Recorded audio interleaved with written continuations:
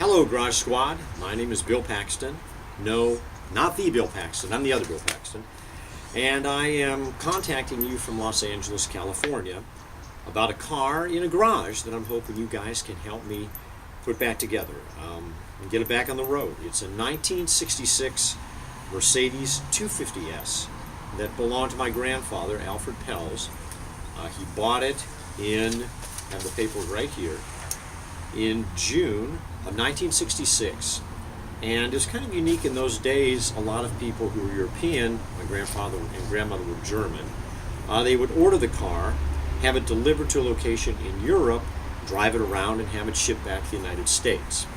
And that's what my grandparents did. Now let's cut to the chase here. There's a little bit of a story behind this car, which is still in existence, but there's a little bit of a catch. This car is not in my garage here in Los Angeles, California, but I very much want it to be. It is in a garage in Houston, Texas. Can you say road trip? I'm hoping you can. And guys, honestly, I know this isn't the kind of thing you normally do, but I think I've got a pretty unique story for you here. And if you give me a moment to hopefully summarize this quickly for you, I'll back it all up with all the details and may give it a shot. As you guys know, cars mean a lot to people, and this is a memory of my grandfather that I would love to continue on as a part of my family. So, my grandfather, Alfred Pelz, passed away in 1987. He had stopped driving his Mercedes shortly before that after a couple of hilarious misadventures, like driving the car through the back of his garage and getting it hung up on a fire hydrant in downtown Lebanon, Pennsylvania, and having to have the fire department come to extricate it from there. So my grandfather stopped driving it, and the car disappeared after he passed away. My mother and my uncle didn't know what happened to it, so I was able to track it down through my grandfather's mechanic, a gentleman named Ike, and I found that the car had been sold through a dealership in Pennsylvania to a gentleman who, his name was Anthony Monda. And I contacted Mr. Monda at the time. He did in fact have the car we met, but he didn't want to sell it. So we had an agreement that if he ever sold the car, he would sell it to me first, give me first shot at it. What I did back in that day, and I'll send you a copy of this, I wrote an article for a magazine called Old Cars Weekly. This was 1992 that I got this published that tells the whole story. Well, I never heard from Mr. Monda, and except to find out that he was moving to Houston, Texas.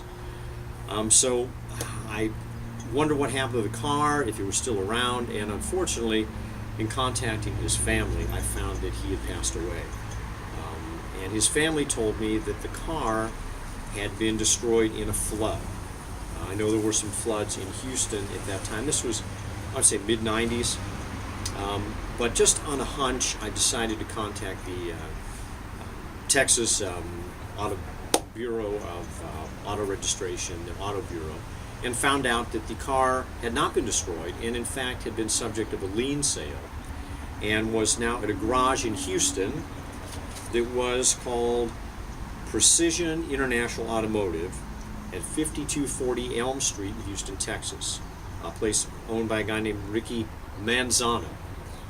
So I did a little homework, found out roughly what the value of the car would be, talked to some Mercedes people, found out that these cars generally could have some problems due to age and are expensive to repair, and was told it could be worth anywhere from $500 to $1,000.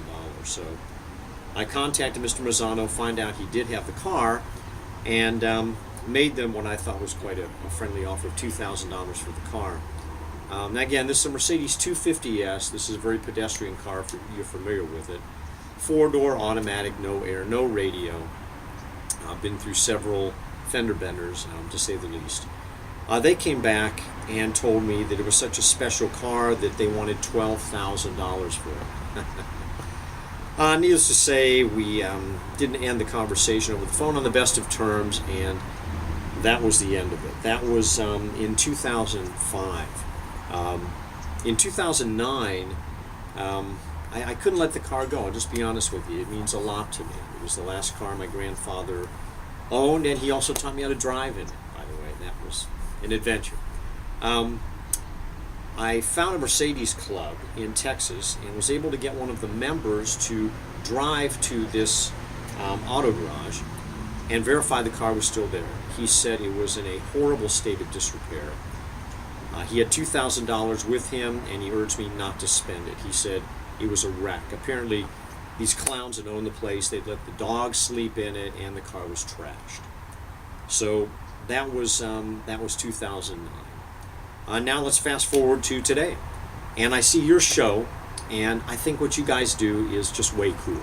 I mean, people that have projects that they need help in a garage, and so I'm coming to you guys to say, how about help me out with a road trip? I mean, if it takes buying the car and shipping it here, whatever I have to do, if you have interest in this, I'd love for you to contact me.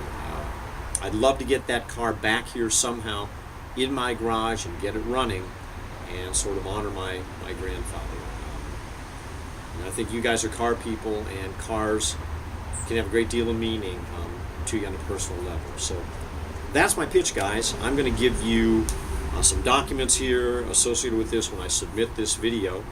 And if you want to take a road trip to Houston, have a little fun, get what is left of this car and get it back here to Los Angeles, to that other Bill Paxton, I am happy to do whatever's necessary. Thanks a lot for your time. You got a great show, and I hope that we get to work together. See ya.